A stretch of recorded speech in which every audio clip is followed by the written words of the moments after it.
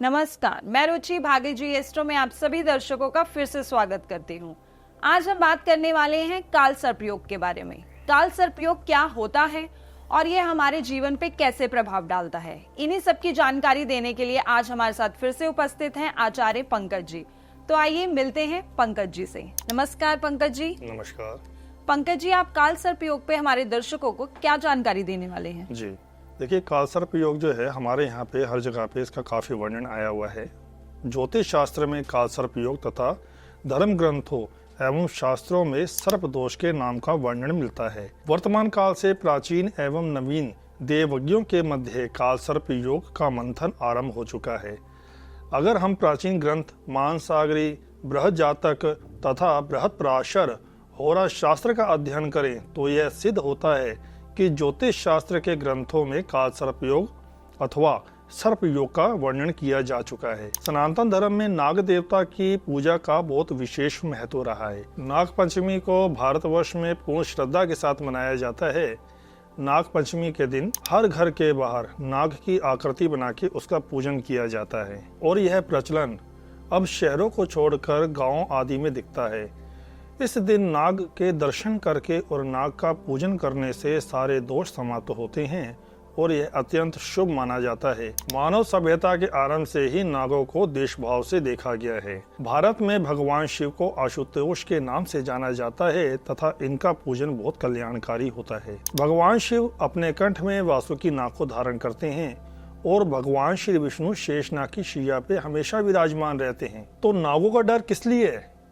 जिन नागों को भगवान स्वयं धारण करते हैं वह नाग हमारे लिए पूजनीय हैं। आपने नागों के बारे में बताया, नागों का पूजन और स्वयं भगवान नागों को धारण करते थे। काल सर्प दोष में सर्प का वर्णन हुआ है, उसके बारे में भी कुछ बता दीजिए। जी, देखिए हमारे यहाँ पे जो वर्णन आया हुआ है, शेषनाग, वासुकी नाग, तक्षक नाग आदि जो भी शेषनाग हैं, हमारे यहाँ पे एक मुनि है कश्यप मुनि, उनकी पत्नी है कद्रू, और जो ये सारे नाग हैं यह कद्रू की संतान हैं।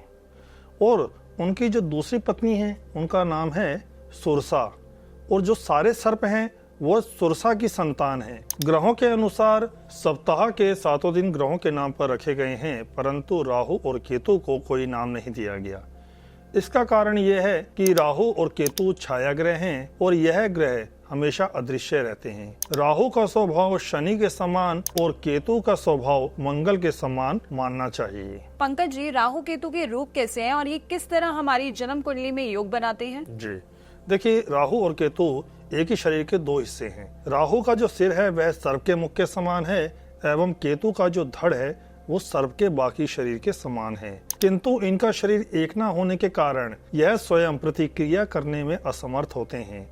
राहु जिस भाव में विराजमान हो यह उसके भावेश का रूप धारण कर लेता है और जिस भाव पे दृष्टि डालता है वह उस भाव और उस भाव के ग्रहों के विचारों को बहुत ज्यादा प्रभावित करता है तथा मानसिक तौर पे परेशानियां उनको देता है। और केतु जिस भाव में विराजमान होता है तथा जिन जिन स्थानों पर केतु देखता है वह ज्यादातर उन स्थानों को विध्वंस कर देता है। यह दोनों ग्रह अपनी महादशा एवं अंतरदशा में व्यक्ति की बुद्धि को भ्रमित करके उनके धन और व्यापार का नाश करते हैं।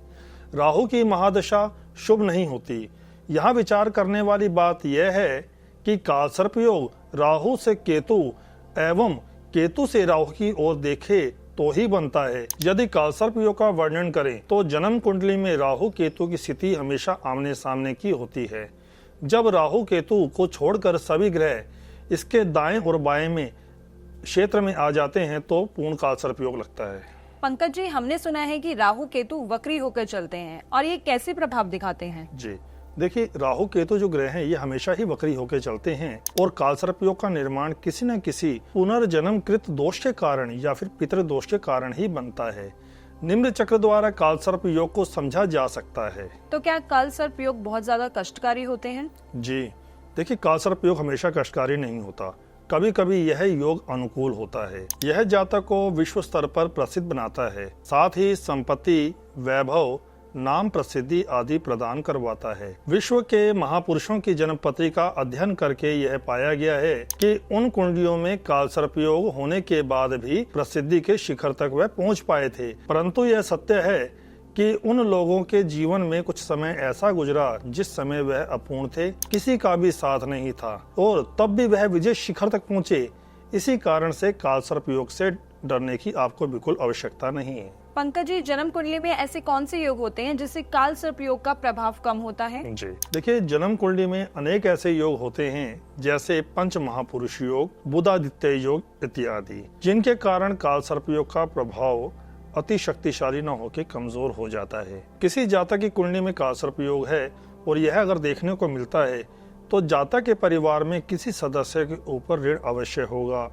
यह योग पूर्वजों के द्वारा प्राप्त होता है, जिससे परिवार के सभी सदस्य किसी न किसी प्रकार से प्रभावित रहते हैं। इस दोष को पितृदोष भी माना गया है। पंकज जी, कालसर्प से पीड़ित लोगों को किस बात का ध्यान रखना चाहिए? जी, आपने बहुत अच्छी बात पूछी है।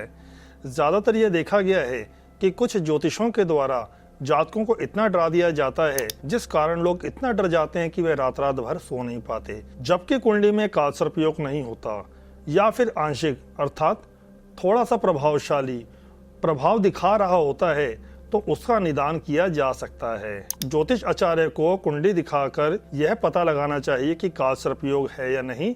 अगर है तो ब्राह्मण से इसका निदान करवाना चाहिए। धन्यवाद पंकज जी आपका। तो दर्शकों, आज हमें पंकज जी से कालसर्प योग के बारे में जानकारी प्राप्त हुई। नेक्स्ट वीडियो में हम इसके बारे में और जानेंगे।